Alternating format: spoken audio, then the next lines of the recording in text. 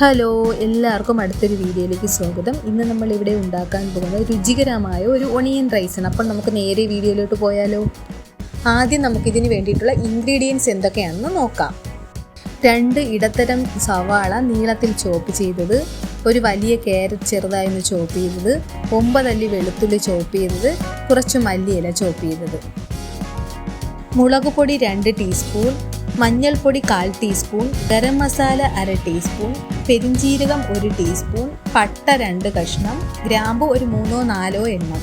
പിന്നെ കുറച്ച് ഉണക്കമുന്തിരിയും കശുവണ്ടിയും എടുക്കുന്നുണ്ട് ലാസ്റ്റ് ഒന്ന് നെയ്യിൽ ഫ്രൈ ചെയ്തിടാൻ വേണ്ടിയിട്ട്. അത് ഓരോരുത്തരുടെ ആവശ്യത്തിനനുസരിച്ച് നമുക്ക് എടുക്കാവുന്നതാണ്. ഞാനിപ്പോൾ ഇതിനു വേണ്ടി എടുത്തിരിക്കുന്നത് 2 കപ്പ് ജീരക റൈസാണ്. നിങ്ങൾക്ക് ഇഷ്ടമുള്ള റൈസ് വെച്ച് ഇതുണ്ടാക്കാവുന്നതാണ്. 2 കപ്പ് ജീരക റൈസ് നല്ലതുപോലെ ഒന്ന് കഴുകി അരമണിക്കൂർ വെള്ളത്തിൽ കുതിർത്ത് വെച്ചതിന് ശേഷം നന്നായി ഒന്ന് വാർത്തെടുത്ത് ഗ്രാമ്പും ഏലക്കയും ഇട്ട് വേവിച്ചെടുത്ത ചോറാണ് ഇത് നല്ല രീതിയിൽ വേവേണ്ട ആവശ്യമില്ല, മീഡിയമായിട്ടൊന്ന് വേവിച്ചെടുത്താൽ മതിയാകും. ഇനി ഒരു പാൻ അടുപ്പത്ത് വെച്ച് 2 സ്പൂൺ നെയ്യ് ഒഴിച്ചു കൊടുക്കാം. നെയ്യുടെ കാര്യം ഞാനിവിടെ പറയാൻ വിട്ടുപോയതാണ്. അപ്പം 2 സ്പൂൺ നെയ്യ് ഒഴിച്ചു കൊടുക്കാം. ഈ നെയ്യ് ഒന്ന് നല്ലപോലെ ചൂടായി വരുമ്പോഴേക്കും പെരിഞ്ജീരകം, പട്ട, ഗ്രാമ്പു ഇവ ഇട്ട് ഒന്ന് റോസ്റ്റ് ചെയ്യുക.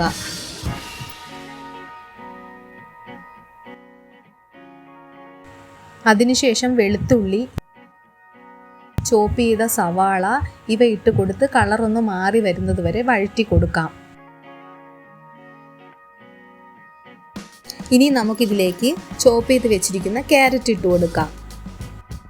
വീണ്ടും നന്നായി ഒന്ന് വഴറ്റി കൊടുത്തതിന് ശേഷം 2 ടീസ്പൂൺ മുളക് പൊടി,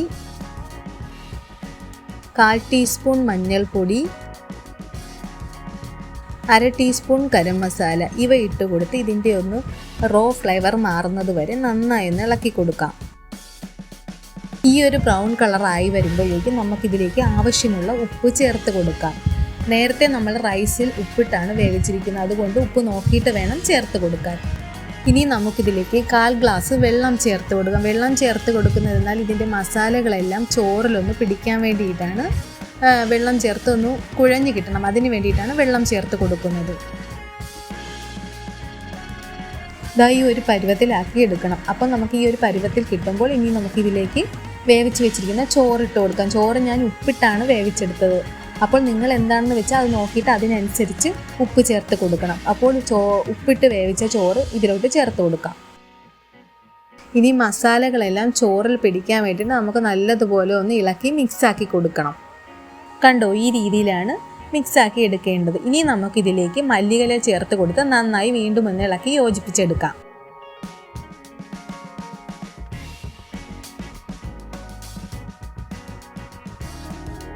പാൻ ഒന്ന് ചൂടായി കഴിയുമ്പോൾ 1/2 ടീസ്പൂൺ നെയ്യ് ഒഴിച്ച് നെയ്യ് നല്ലോണം ഒന്ന് ചൂടായി വരുമ്പോഴേക്ക് കശുവണ്ടി, ഉണക്കമുന്തിരി ഇവയിട്ട് നല്ലതുപോലെ ഒന്ന് റോസ്റ്റ് ചെയ്തെടുക്കാം. റോസ്റ്റ് ചെയ്തെടുത്ത കിസ്മിസ് നമുക്ക് വേവിച്ച് മാറ്റി വെച്ചിരിക്കുന്ന ഓണിയൻ റൈസിലോട്ട് ഇട്ട് കൊടുക്കാം. അങ്ങനെ സ്വാദിഷ്ടമായ ഓണിയൻ റൈസ് റെഡി ആയിട്ടുണ്ട്. ഇനി ഇതൊന്ന് മിക്സ് ചെയ്ത് നമുക്ക് സെർവിങ് ബൗളിലോട്ട് മാറ്റാം. ഇതിൽ ക്യാരറ്റ് ചേർക്കേണ്ട ആവശ്യമില്ല. ഞാനൊന്ന് വെറുതെ കടിക്കാൻ വേണ്ടി, നമ്മൾ ചവയ്ക്കുമ്പോൾ ഒന്ന് കടിക്കാൻ വേണ്ടിയിട്ട് ക്യാരറ്റ് ചേർക്കുന്നേ ഉള്ളൂ. നിങ്ങൾക്ക് വേണമെങ്കിൽ ക്യാരറ്റ് ചേർക്കാം, അല്ലെങ്കിൽ ചേർക്കാതിരിക്കാം. നിങ്ങളുടെ ഇഷ്ടത്തിനനുസരിച്ച് അത് ചെയ്യാം.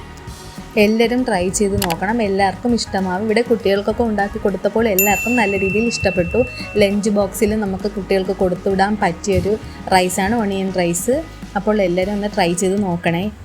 ഇതിൻ്റെ കറക്റ്റായ ഇൻഗ്രീഡിയൻസ് ഡിസ്ക്രിപ്ഷനിൽ കൊടുത്തിട്ടുണ്ട്. എല്ലാവരും ഒന്ന് ചെക്ക് ഔട്ട് ചെയ്ത് നോക്കുക. അപ്പോൾ അടുത്ത വീഡിയോയിൽ കാണുന്നത് വരെ ബൈ.